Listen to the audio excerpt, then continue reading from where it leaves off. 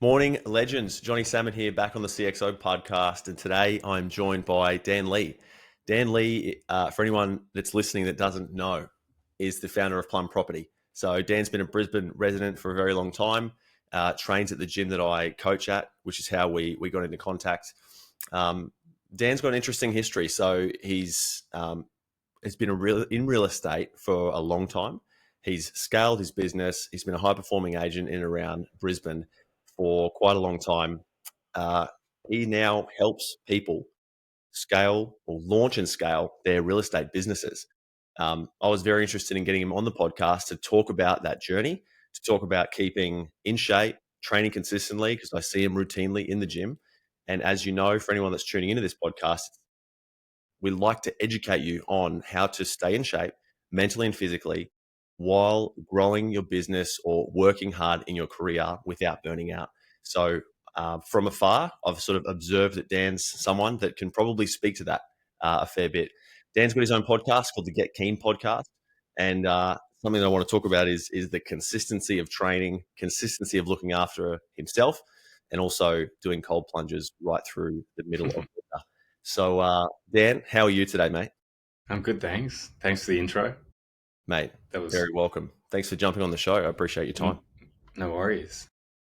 Mate, let's what I like to do at the start of the pods is just get you to do your own intro. Just for a couple of minutes, just give the guests a bit of an intro on who you are and what you're up to, what you're doing in your life.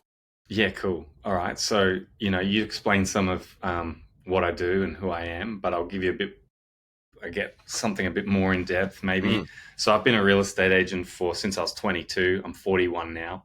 So I did 16 years of hardcore selling real estate, becoming the best agent I could be, making as many sales as I could.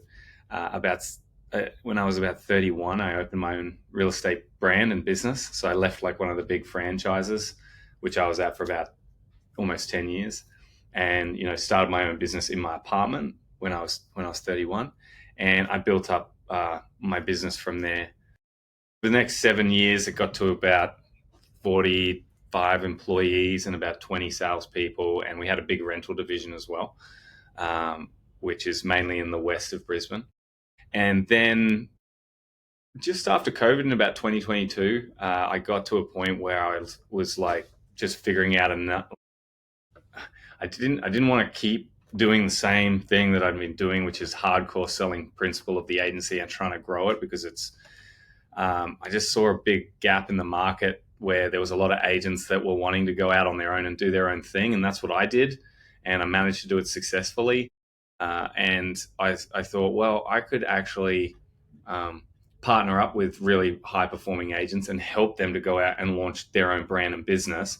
And I've got the framework and the infrastructure here at my head office to manage all of their back end operations with my team. So I could actually make it far less risky, more affordable, and give someone a partnership in going out on their own, which, it's a really scary thing to go and launch your own business.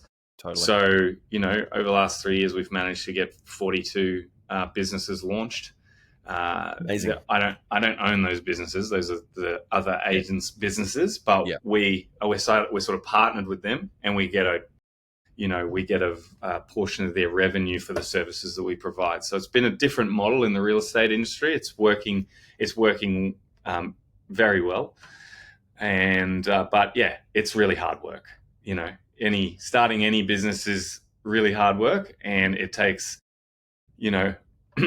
just a mindset of belief and persistence and consistency to make sure that it pans out as well as you want it to. It stays alive.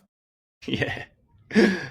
Mate, that's great. Thanks for the more depth intro there, and it gives me a lot of questions to ask. So I want to talk about that transition, man, from doing obviously you didn't, the first house you sold wasn't working for yourself. You made the transition from working for or underneath someone else to your own brand, essentially. So talk us through that, and when I say talk us through it, I mean specifically around the effort required in that, because that shows the level of persistence. So I've gone from employee to business owner as well, different scale. But I want to understand the mindset that's required to make those decisions, because we have listeners Well, in those areas. sure. So it's not like that my being a salesperson only didn't work forever. I was there for 9 years at my first, almost 10 at my first agency. It's just that I outgrew it. I was very happy there for a long time, and it was a great place to start my career and learn the real estate trade. But you get to a point where there's, if you've and you are driven and you want that next level, which I did, either your company that you're with is going to provide you an opportunity to go that next level, or they're going to keep you as you are. And I was just in a position where I was as far as I could get as what I wanted to be in that agency, and thought, well, if I am going to go to the next level, it's not here. And there was no one else that I wanted to partner up with. So I just said, with some advice and some courage, I said, there's no reason why I can't do this myself. Every other business owner has made this difficult decision before and gone out on their own. And if I want to, have that kind of life and destiny, which I always did, I always wanted to be a business owner, and I always want to push myself to change and evolve and grow. And so, I just had to take the plunge and back myself. I knew I could do it because I'd been doing this job for 10 years. I had the reputation, I had the database, I had the goodwill in the community that I was going to be able to pick up enough business to make my own business work. Yeah, that's awesome.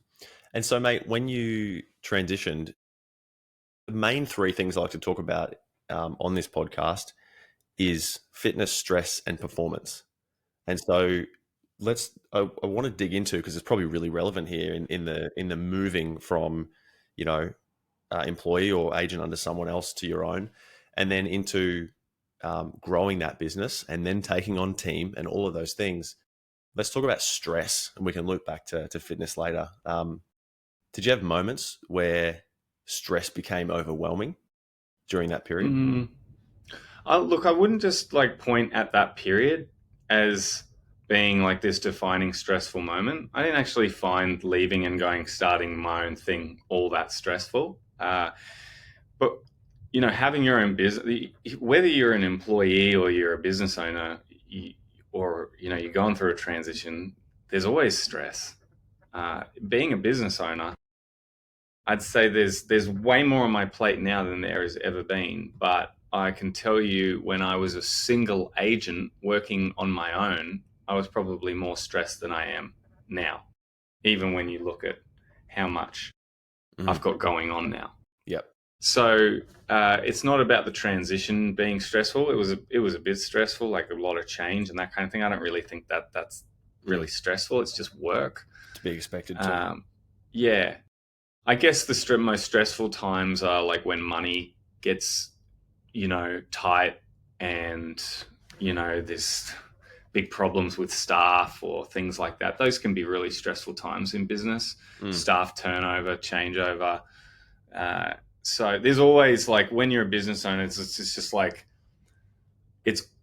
there's always an element of stress. It can be higher or lower, but there's always fires. There's always things going on. There's always change. There's always competitors, trying to knock you down.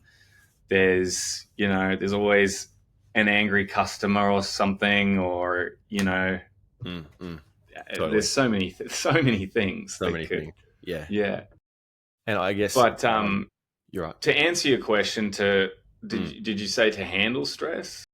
I mean, working out to me, it's like it's the obvious one to use as an outlet, right? To wear yourself out with exercise. And for me, I think a lot. I do a lot of thinking.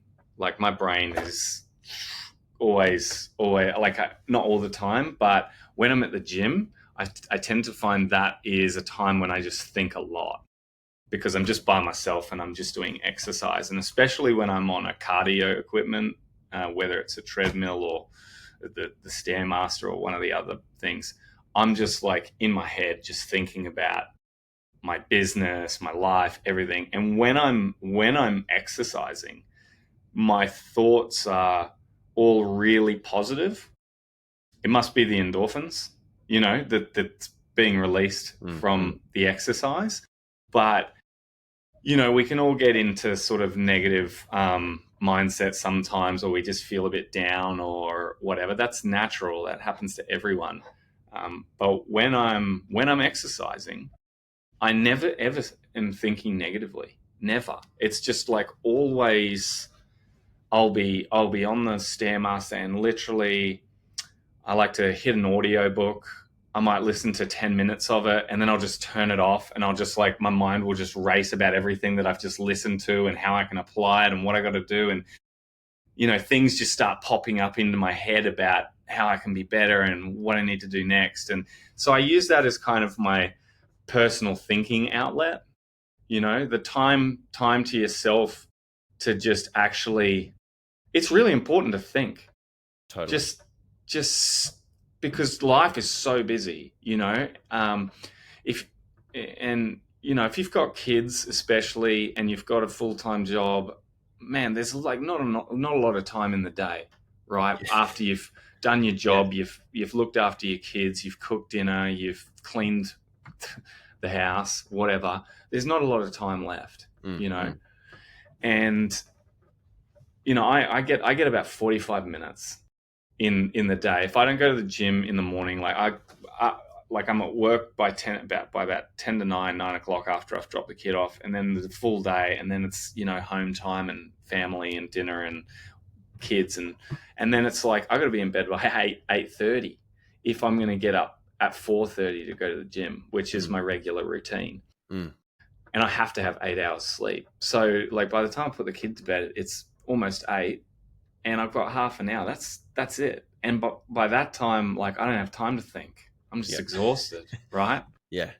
So that's why for me the gym's so important. It's not just the physical, Mm. right? The physical's great, and obviously we all want to get in shape and look better and be confident and feel good Yeah. physically, but Yeah. it's also a mental release for me too. And if I guess that is what helps me with stress, is because when I'm at the gym, I'm thinking about solving problems all the time. Mm. So I'm basically solving my stress, because stress is just problems that are backed up on each other. So, whether I'm thinking about fixing something at work, or fixing something with my relationship, or fixing something with a friendship, or fixing something with Mm. my Mm. mum, whatever it is, Totally. like that will all happen at the gym for me. Interesting. Mm, And it's, mate, there's a thing called, I don't know if you've heard of it, it's called BDNF, which is an acronym for brain derived neurotropic factor.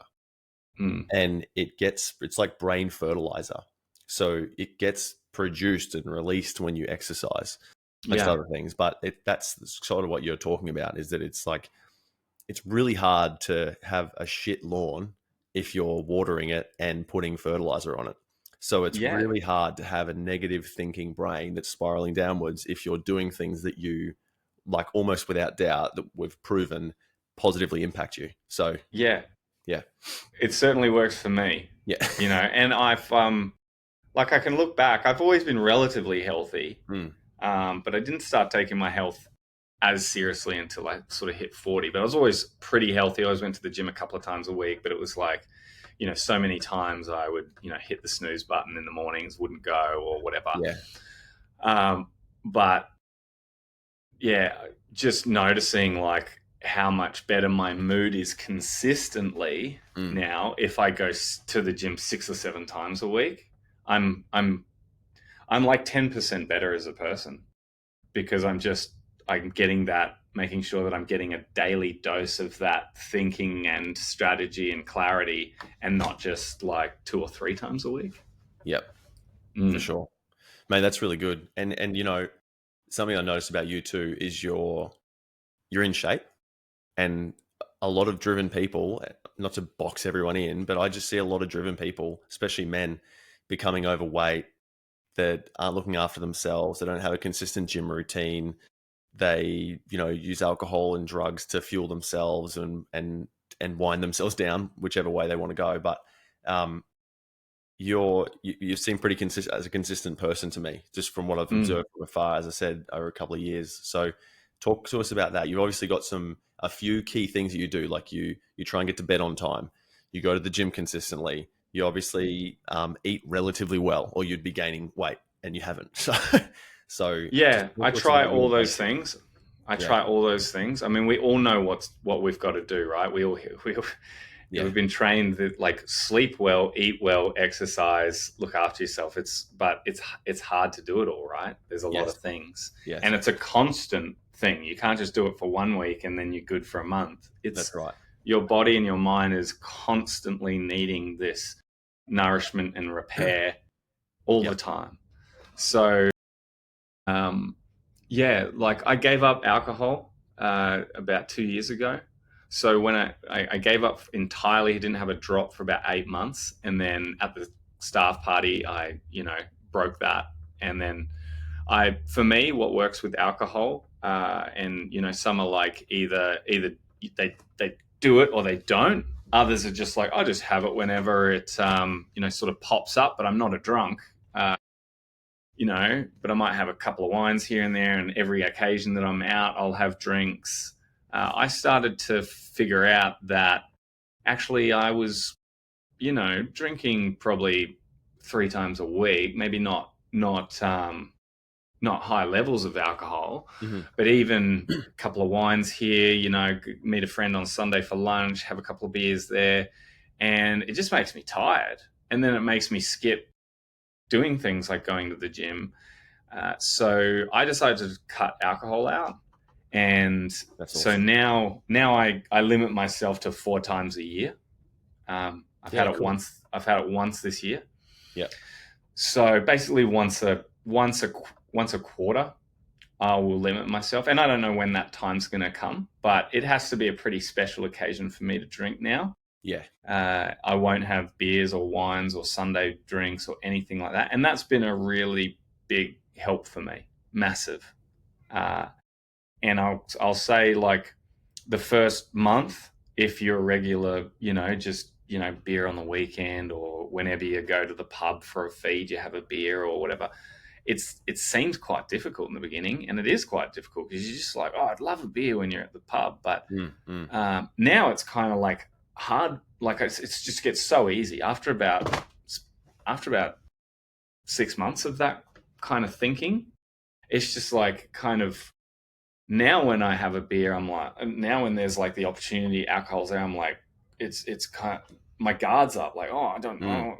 know, is this special enough? Yeah. I really don't want to do it. We've only got And so four. I'm really happy that I've made that change. It's Yeah. really helped me, and yeah, I What just don't prompted that, need it. mate? Just like I had a coach, business coach I was working with for a couple of years, and he gave it up while he was coaching me, and he said, I'm not drinking anymore. And I was like, righto. And then he was just like, for a year, telling me how much better he was, and he was spruiking it all. And he'd always send me videos on Instagram about people who've stopped drinking. And he was just like encouraging me to do it. And then one day I went out on the town with some of the guys from work, and I got really sick. I had the worst flu. Must have been COVID times two. Must have got a double dose of COVID at the same time or something. But I had the worst flu. And when you're sick, like when you got a flu, you just like think drinking's the last thing you'd ever want to do. Absolutely. Yeah. After that sickness, I just said, right, like I was so worn down, and I was just like, oh, I got to get back to being myself. And I'm like, I don't want to drink anything for 6 months. I'm going to give this a go. And I just cut alcohol that day. And what made it really easy was that I actually wanted to cut it out. Yeah. Yeah. I Yep. wanted to. So Yep. I tried cutting alcohol before once. And people do like dry July or some Mm. those sorts of things. Like I'll cut it out for a month. They actually go into that with the mindset of like, oh, this is going to be so hard. Like dry July, no drinking for a month. Like, And so they go into it and they're like, oh, day 7, oh, it's so hard, wow, I've gone a whole month. And I remember doing Dry July once in 2021, and I caved after 3 weeks. Wow. I was out with a couple of mates, and they had some pints, and they were like, "Oh, I just have one." I was like, "Oh, I'm supposed to be doing this thing," and I caved. And I was like, "Oh, fuck!" It's so, After I was like, "Fuck!" It's so hard to go even a month without alcohol. This is bullshit. But what was hard is I had gone into it that it was hard, and I don't want to give it up, right? Yeah, So I totally. don't think you can actually. It's very hard to successfully give up. Not that it's an addiction; it's a habit. But a bad habit or a bad addiction, I learned from that experience that it's really hard to give it up if you don't actually want to give it up, right? If you're going, I need to stop drinking because I'm going to be healthy, but you're like, oh, this is going to be so hard because I love drinking, and every day it's going to be so hard not to have a drink or a cigarette or whatever it is that's the thing you're trying to give up. In your mind, you're like still thinking about the good that it gives you, right? Like, oh, I'm going to give it up, but I love the feeling of Sunday beers. Shit, I'm giving that up. And you kind of don't want to give it up. And when you don't want to give it up, it makes it so hard. It's like every day is a big deal. Thinking about it. So the difference was when I actually gave it up is I was like, no, I really want to give it up. I don't want to feel the effects of alcohol. I don't want to be hungover. I don't want it anywhere near me. Like I really just wanted to give it up. And when I wanted to, it was so easy. Yeah. It was so easy. I did 6 months. I didn't even have a drop. I was at family dinners. I was at parties. I was wherever. And there were drinks. And I was just like, nah, don't want it. Because I wanted to give up. Yeah. And so that was a real learning curve. And yeah, I mean, I've been waffling on a bit about that, but it's a really important point. It's a really important point because alcohol, whether it's alcohol, drugs, or a combination, they affect so many people. Like, massively. Definitely. Yeah. And there's just no way that that I could keep up. Like I'm just in a position now where, and I got to give 100% every day. Like life is hectic with, business. I'm like 41. I got 15 years to make the most of my life. And business is hard.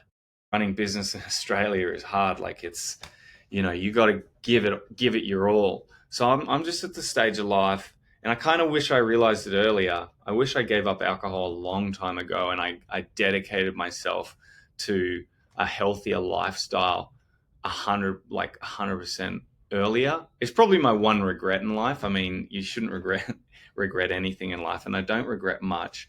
But if there's one thing I regret about my health, it's that I spent too much of my 30s getting too drunk at events where it wasn't important enough to do so.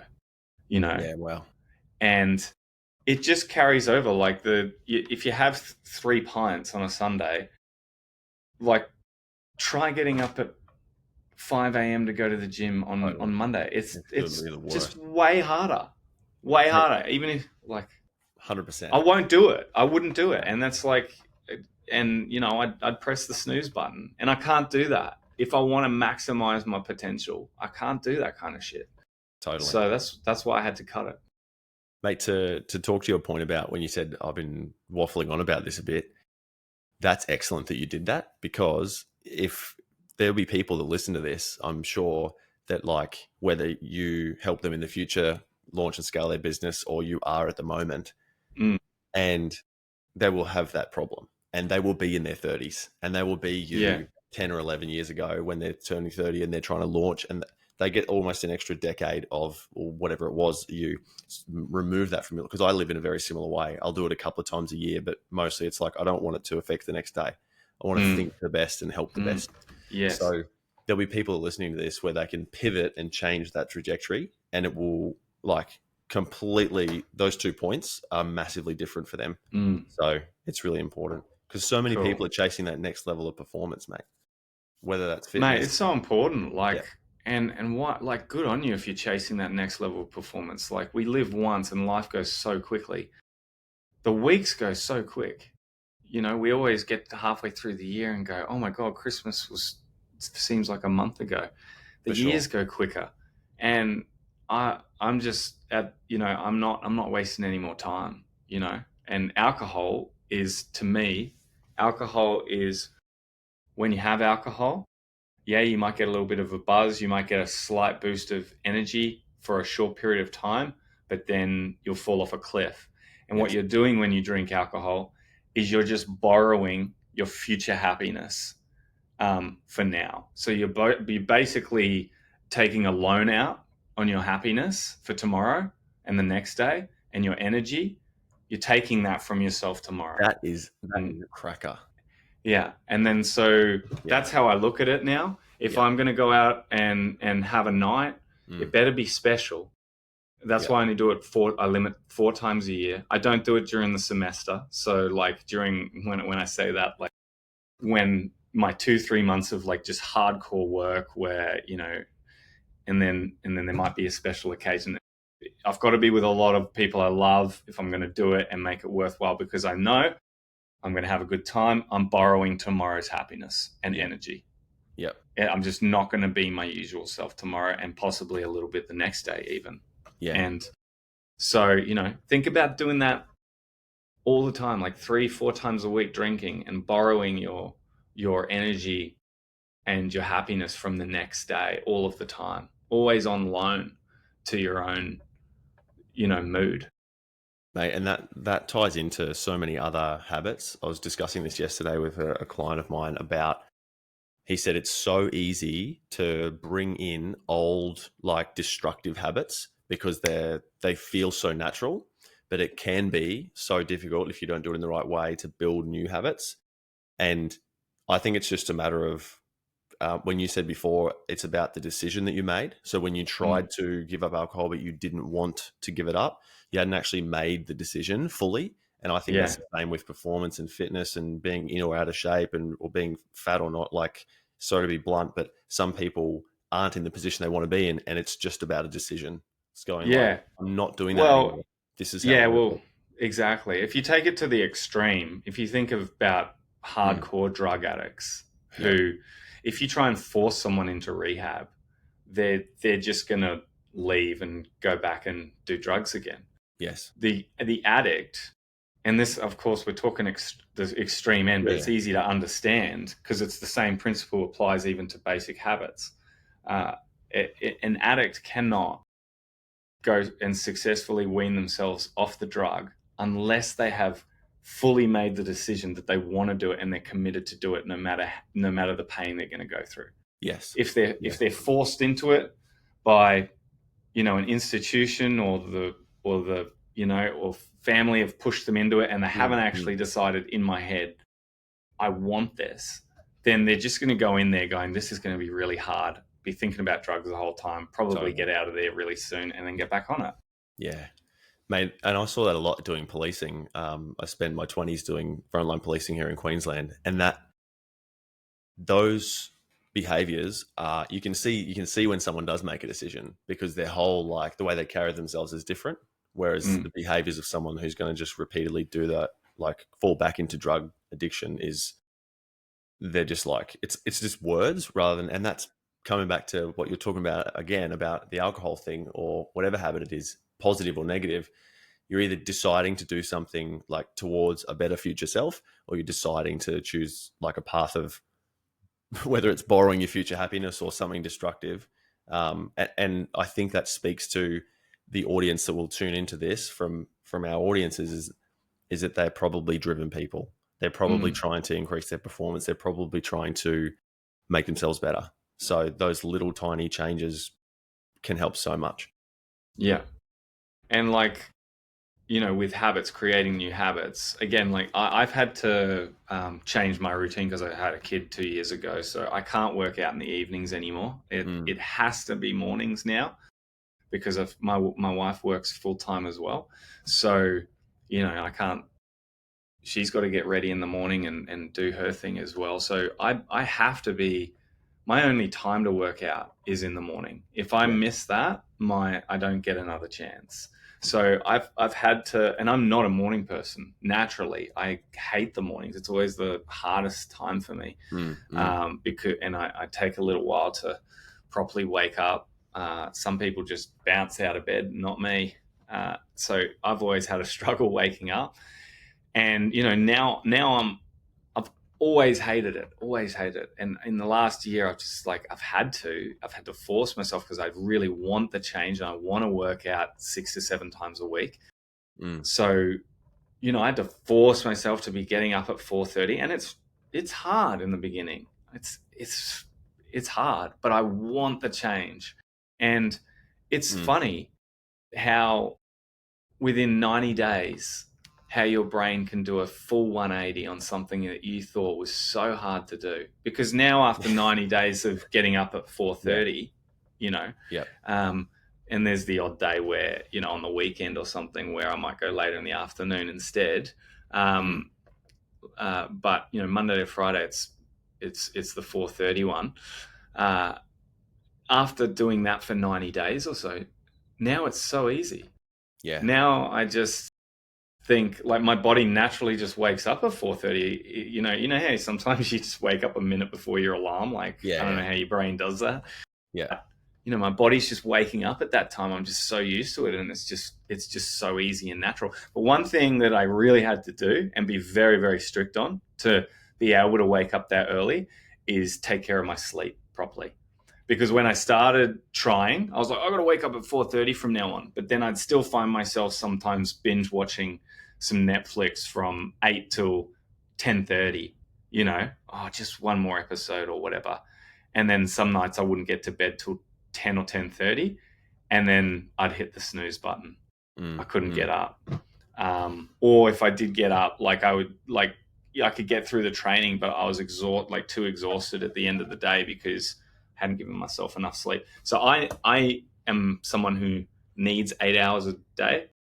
I can get away with 7 or 6 once or twice a week, but I have to have 8 hours a day.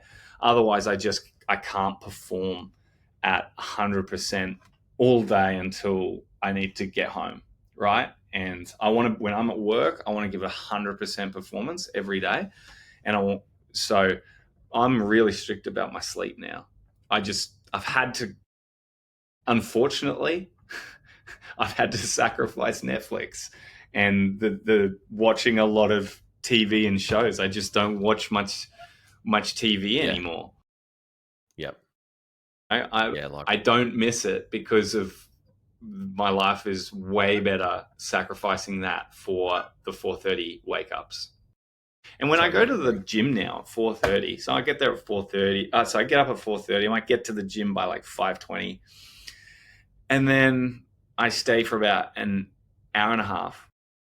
And then by the time I get home, after I've been up at 5:30, I've walked the dog, I've had a coffee, I go to the gym, I do a workout. By the time I get home, it's actually been 3.5 hours since I woke up.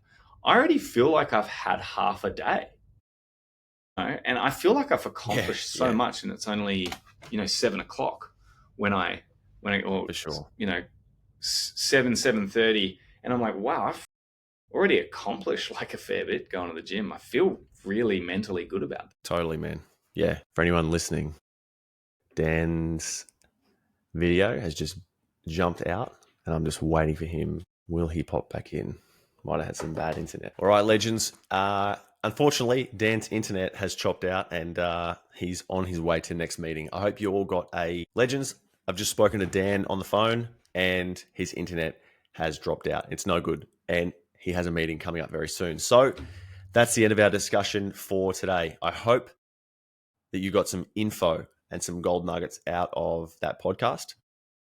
If you didn't, as I always say, go back and listen to it again, because there's always something to learn from someone else. A really good mentor of mine said to me once, the greatest barrier to learning is knowing. And it rings true a lot, because I think if you're closed to the reception of new information, you can be quite guarded in taking on things that may help you. And it's certainly been the case for me. Dan, if you do watch this, thank you very much for jumping on the show. I really appreciate your time. And yeah, we'll see you guys in the next episode. Talk soon. Bye bye.